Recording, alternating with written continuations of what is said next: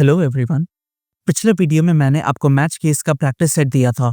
आज के इस वीडियो में मैं उसी प्रैक्टिस सेट का step by step solution provide करूंगा। अगर आप उस प्रैक्टिस सेट को सॉल्व करने की कोशिश करे थे और कहीं अटक गए थे, या फिर आप ये जानना चाहते हैं कि इन क्वेश्चंस को एफिशिएंटली कैसे सॉल्व किया जाता है, तो इस वीडियो को पूरा जरूर देखिएगा। तो बिना किसी देरी के शुरू करते हैं आज का ये वीडियो। सबसे पहले क्वेश्चन में आपको यूजर से नंबर और अरिथमेटिक ऑपरेशन सिंबल लेना है और उसी के अकॉर्डिंग कुछ कैलकुलेशन परफॉर्म करना है। इसका कोड बहुत सिंपल है। मैं इसे कुछ इस तरह से लिखूंगा: int input inter first number and n2 equal int input inter second number. Now in दोनों में मैं नंबर को स्टोर करूंगा। नाउ थर्ड में ऑपरेटर लूंगा। इस केस में मैं डायरेक्टली इनपुट लूंगा, इसे इंट में कन्वर्ट नहीं करूंगा। एंड इंस्ट्रक्शन होगा inter arithmetic operation symbol and bracket में मैं एग्जांपल दे दूंगा plus minus multiply and divide. Now यहाँ से मैं मैच केस लिखना शुरू करूंगा। मैच ओपी, क्योंकि मुझे सिंबल को चेक करना है और उसी के अकॉर्डिंग कैलकुलेशन परफॉर्म करना है। मेरा पहला केस होगा प्लस, और मैं ध्यान से यहाँ इंडेंटेशन का ध्यान रखूंगा, अदरवाइज मुझे एरर देखने को मिलेगा। अगर प्लस साइन है तो मैं प्रिंट करना चाहूंगा n1 प्लस n2। अगर केस माइनस है तो उस केस में मैं प्रिंट करना चाहूंगा n1 माइनस n2। अगर केस मल्टीप्लाई है देन उस केस में मैं प्रिंट करना चाहूंगा n1 इंटू n2। एंड अगर केस डिवाइड है देन उस केस में मैं प्रिंट करना चाहूंगा n1 डिवाइडेड बाई n2। और अगर इसके अलावा कोई और केस है तो उससे मैं यहाँ डिफ़ॉल्ट केस में डाल दूंगा और मैं ये कुछ मैसेज प्रिंट करूंगा: please choose among plus minus multiply and divide. अगर मैं इससे एग्जीक्यूट करा तो यहाँ पर मुझे सबसे पहला नंबर लिखना है which is let's say 10, and दूसरा नंबर लिखना है which is 20, and then operation sign देना है। सपोज मैं दिया प्लस तो मुझे आउटपुट में 30 मिल गया है। अगेन मैं इस सेल को री एग्जीक्यूट करके देखूंगा। First number 10, second number 5 and symbol is divide, then मुझे 2.0 दिख गया। ये कोड सही से काम कर रहा है। Moving on to next question. यहाँ पर मुझे मैच केस का यूज करके डे नंबर को डे नेम में कन्वर्ट करना है, या मैं उसे कुछ इस तरह से बोलूंगा कि डे नंबर के कोरस्पॉन्डिंग डे नेम को प्रिंट करना है। मैं सिंपली लिखूंगा day equal int input enter day number among 1 to 7। यहाँ पर मैं एक सेफ्टी चेक दूंगा। If day is less than 1 और day is greater than 7, then वहाँ मैं प्रिंट करूंगा इन वैलिड इनपुट। एंड अगर ऐसा नहीं है तो मैं यहाँ पर मैच लगा करके डे चेक करना शुरू करूंगा। अगर केस 1 है देन प्रिंट संडे, अगर केस 2 है देन प्रिंट मंडे, केस 3 में Tuesday, case 4 Wednesday, case 5 Thursday, case 6 Friday, case 7 Saturday. ना ये रिपीटेटिव पार्ट था और मैं आपको बोर नहीं करना चाहता था, इसलिए मैं इसे फास्ट फॉरवर्ड कर दिया हूँ। एंड एज ऑलवेज मैं लास्ट केस रखूंगा डिफॉल्ट केस, और यहाँ पर मैं प्रिंट कर दूंगा इन वैलिड इनपुट। नाउ अब मैं इस कोड को यहाँ मुझे एरर देखने को मिला इंडेंटेशन की वजह से, तो मुझे इन सब को सुधारना होगा एक स्पेस आगे बढ़ा के। अगर अब मैं इसे एग्जीक्यूट करूंगा, now it will work fine. Let's say मैं लिखा 8, मुझे मिला इनवैलिड इनपुट। अगर मैं लिखा -1, मुझे मिला इनवैलिड इनपुट। लेकिन अगर मैं लिखा 5 देन ये थर्सडे प्रिंट कर देगा। अगर मैं लिखा 7 तो ये सैटरडे प्रिंट कर देगा। This code is working fine. Moving on to next question. यहाँ मुझे एक फन ट्रैफिक लाइट को सिमुलेट करना है। Based on the colour of light मैं कुछ इंस्ट्रक्शंस प्रिंट करूंगा। मैं लिखूंगा लाइट इक्वल इनपुट, क्योंकि ये नंबर नहीं है, इस पर टेक्स्ट है, inter traffic light colour which can be red, yellow and green. Match light अगर केस हुआ red या फिर कैपिटल R-E-T red या फिर all caps red, then उस केस में मैं प्रिंट करना चाहूँगा just ignore and go। लेकिन अगर केस येलो या फिर कैपिटल Y-E-L-L-O-W येलो या फिर all caps येलो रहा, देन इस केस में मैं प्रिंट करूंगा गो फास्टर।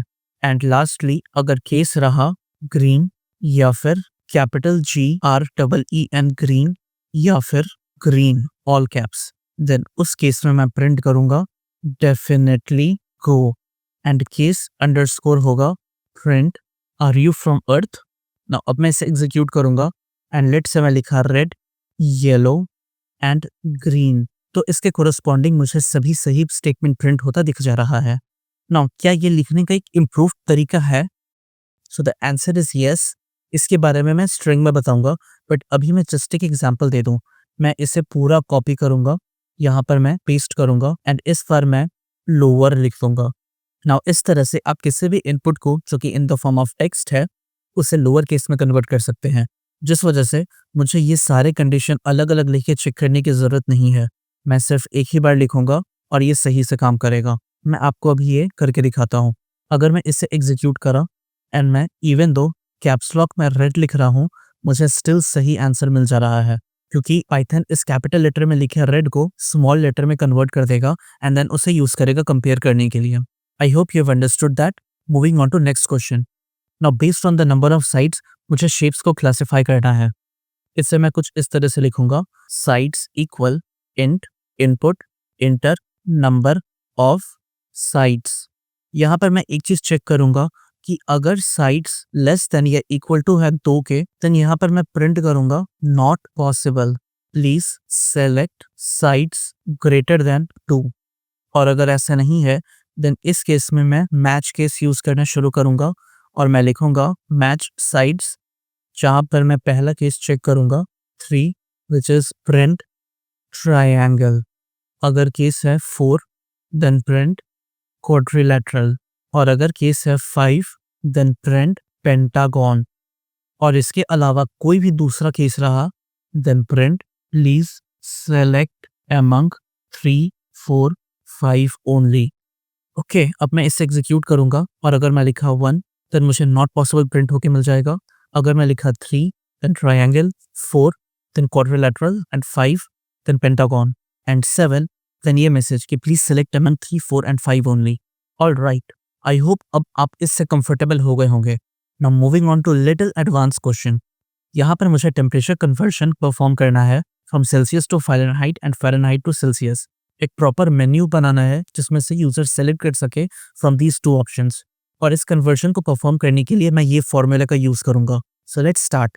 सबसे पहले मैं एक मेन्यू क्रिएट करूंगा, जिसके लिए मैं सिंपली एक मेन्यू डिस्प्ले कराना चाहूंगा। तो मैं कुछ ऐसे लिखूंगा, menu and then \n for next line. मैं चाहूँ तो मैं मल्टीपल प्रिंट स्टेटमेंट्स का यूज करके इस तरह से मेन्यू क्रिएट कर सकता हूँ, लेकिन मैं एक सिंगल प्रिंट स्टेटमेंट का ही यूज करके इन सबको क्रिएट करना चाहता हूँ using escape characters. That is why मैं यहाँ \n का यूज करूंगा। सो मेरा पहला ऑप्शन है Celsius to Fahrenheit and then मैं \n दूंगा फॉर नेक्स्ट लाइन, एंड दूसरा ऑप्शन है फ़ारेनहाइट टू सेल्सियस। नाउ अगर मैं इसे प्रिंट करके दिखाऊं तो आप देख सकते हैं कि मेन्यू कुछ इस तरह से दिखेगा। परफेक्ट। नाउ मैं ऑप्शन एक्सेप्ट करना चाहूंगा, जिसके लिए मैं इंट इनपुट एंड इसके अंदर एक message which is your choice ये लिखूंगा। अब यहाँ पर मैं लिमिट करना चाहता हूँ यूजर को कि वो 1 या फिर 2 में से ही कोई एक ऑप्शन चूज करें। नाउ आपको याद है कि मैं इसके बारे में एक बार आपको बताया था। मैं हिंट देता हूँ, आप इसे यहाँ क्लिक करके देख सकते हैं इस स्पेसिफिक टाइम स्टैम्प पे। अगर आपको याद है then you are doing really well. User के ऑप्शन को लिमिट करने के लिए मैं कुछ इस तरीके से कंडीशन बनाऊंगा, if option not in, and then मैं लिस्ट बनाऊंगा 1 एंड 2, देन मैं सिंपली प्रिंट कर दूंगा invalid choice, please select right option. And अगर ऑप्शन 1 या फिर 2 में से कुछ है देन मैं एल्स पार्ट में आकर के यहाँ पर फर्दर कोडिंग करूंगा। यहाँ पर मैं एक वेरिएबल बनाऊंगा टेम्प के नाम से, which is short for temperature, and temperature float value भी हो सकता है, दैट मीन्स वो डेसिमल में भी हो सकता है। दैट इज मैं इंट के बजाय फ्लोट में टाइप कन्वर्जन रखूंगा, एंड देन मैं इनपुट एक्सेप्ट करूंगा इंटर टेम्परेचर मैच ऑप्शन, यानी कि ऑप्शन 1 या फिर ऑप्शन 2। सो अगर केस 1 दैट मीन्स अगर ऑप्शन 1 चूज हुआ है उस केस में मैं फ़ारेनहाइट कैलकुलेट करूंगा, जिसके लिए मैं फॉर्मूला को कुछ इस तरीके से लिखूंगा, F equal temperature which is temp in short into 9 divided by 5 plus 32। Now यहाँ पर ये सेम फॉर्मूला है जिसे मैं यहाँ पर लिखा हूँ। नाउ मैं प्रिंट करूंगा इस टेम्परेचर को, इसके लिए मैं F स्ट्रिंग का यूज करूंगा, टेम्प C इज F, और यहाँ पे F मैं दे दूंगा। नाउ अगर केस 2 रहा, दैट मीन्स अगर यूजर ने ऑप्शन 2 चूज करा है, देन वेरिएबल होगा c equal temp minus 32 into 5 divided by 9। और मैं बेसिकली इसे ही कॉपी करके पेस्ट करूंगा इंडेंटेशन संभाल के। यहाँ हो जाएगा c के बदले f एंड यहाँ हो जाएगा f के बदले c एंड यहाँ भी f के बदले c। परफेक्ट। सो ये है मेरा कोड। अब मैं इसे एग्जीक्यूट करूंगा तो यहाँ पर मुझे ऑप्शन पूछ रहा है कि मैं ऑप्शन 1 चूज करना चाहता हूँ या फिर 2। डिस्प्ले करने के लिए मैं ऑप्शन 4 लिखूंगा तो यहाँ पर मुझे इनवैलिड चॉइस प्रिंट होकर के दिख जाएगा। अगेन मैं इसे दोबारा से एग्जीक्यूट करूंगा। इस पर मैं ऑप्शन लिया 1 एंड लेट से मेरा टेम्परेचर है 37, तो इसका आउटपुट मुझे मिल जाएगा 98.6 degree Fahrenheit, which is correct. And अगर मैं ऑप्शन 2 चूज करा, देन टेम्परेचर इन फ़ारेनहाइट, सो अगर मैं लिखा 98.6 तो इसका आंसर मुझे मिल जाएगा 37। सो ये कोड परफेक्टली काम कर रहा है।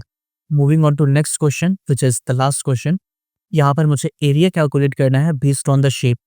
सर्किल का एरिया है पाई आर स्क्वायर, रेक्टेंगल का है length into width and triangle का है half base into height.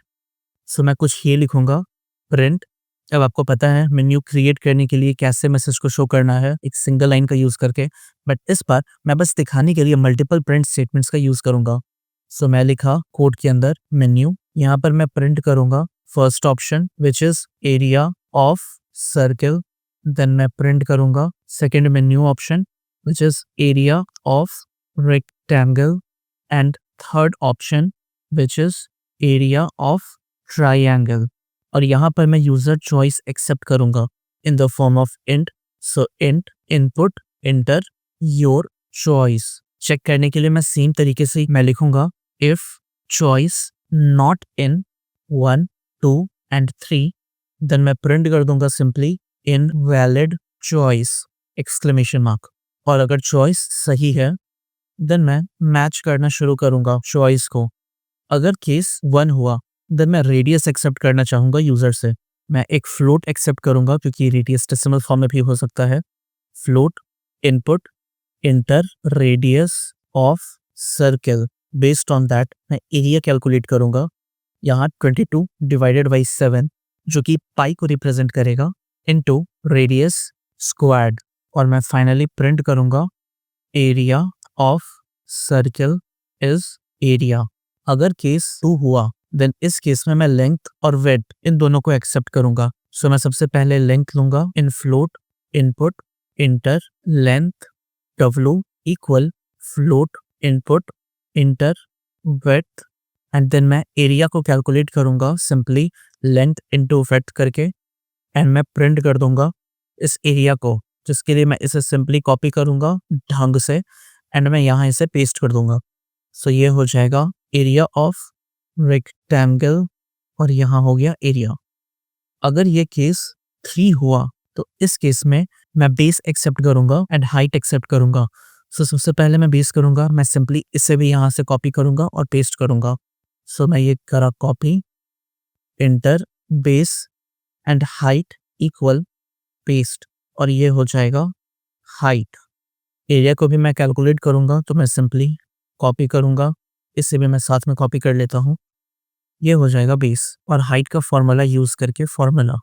So area को मैं लिखूंगा 0.5 इंटू बेस इंटू हाइट और ये हो जाएगा area of triangle and area तो ये है ही। सो अगर मैं इस कोड को एग्जीक्यूट करा तो मैं ऑप्शन चूज करूंगा लेट्स से 2। तो यहाँ पर मुझे चूज करना है लेंथ। सपोज 14.2 है लेंथ एंड विड्थ है 16.6, तो एरिया मुझे मिल जाएगा 235.72। एक लास्ट एग्जीक्यूशन में लूंगा, इस बार मैं लिखूंगा 3 एज ऑप्शन, बेस होगा 4.4 एंड हाइट होगा 16। सो इसका आउटपुट मुझे मिल जाएगा 35.2। सो ये कोड सही से काम कर रहा है। आप कोई और एग्जाम्पल यूज करना चाहें तो आप कर सकते हैं, ये कोड आपको फेल नहीं करेगा। सो ये है कोड, आप एक बार इसे देख सकते हैं। सबसे पहले मैं एक मेन्यू बनाया एंड देन मैं यूजर से चॉइस एक्सेप्ट करा, उस चॉइस को चेक करा and then based on the choice मैं करेक्ट फॉर्मूला यूज करके एरिया कैलकुलेट करा। So this is it for this video. अगर आपको कहीं कोई भी डाउट रहे तो आप प्लीज़ उसे कमेंट सेक्शन में पूछिए, मैं आपको इसका रिप्लाई डेफिनेटली दूंगा। और मैं ऑलरेडी पिछले कॉन्सेप्ट्स को कवर कर चुका हूँ, आप यहाँ आई बटन पर क्लिक करके इस प्लेलिस्ट पर नेविगेट कर सकते हैं। आई हाईली रिकमेंड यू कि आप इस पूरे प्लेलिस्ट को बुकमार्क कर लें। फ्यूचर में सारे वीडियोस मैं यहीं पर अपलोड करूंगा और मैं खास तौर से आपके लिए इन सारे वीडियो के सीक्वेंस को बखूबी सजा के रखा हूँ ताकि आपको कोई दिक्कत ना हो। अगर आपको मेरा एक्सप्लेनेशन अच्छा लगा हो और मैं किसी भी तरीके से आपकी मदद कर सका हूँ पाइथन को सीखने में, तो प्लीज़ आप इस चैनल को सब्सक्राइब करें और इस वीडियो को भी लाइक करें। मैं आने वाले टाइम में इस पूरे सीरीज़ को कवर करूँगा और मैं पाइथन को जितने आसान तरीके से समझा सकूँ मैं समझाऊँगा और साथ ही मैं बहुत सारे क्वेश्चंस की प्रैक्टिस भी कराऊँगा। और मैं गारंटी देता हूँ कि आप इस पूरे प्लेलिस्ट को फॉलो करके पाइथन को बहुत आराम से सीखिएगा। मिलता हूँ मैं आपसे अगले वीडियो में, जहाँ पर मैं लूप्स के बारे में बात करना शुरू करूँगा। अगला वीडियो है फॉर लूप के ऊपर, जिसे मैं इन डेप्थ और डिटेल में कवर करूँगा और मैं रिक्वेस्ट करूँगा आपसे कि आप उस वीडियो को बिल्कुल भी मिस आउट मत करिए। सो तब तक के लिए अपना ध्यान रखें और कोडिंग करते रहें।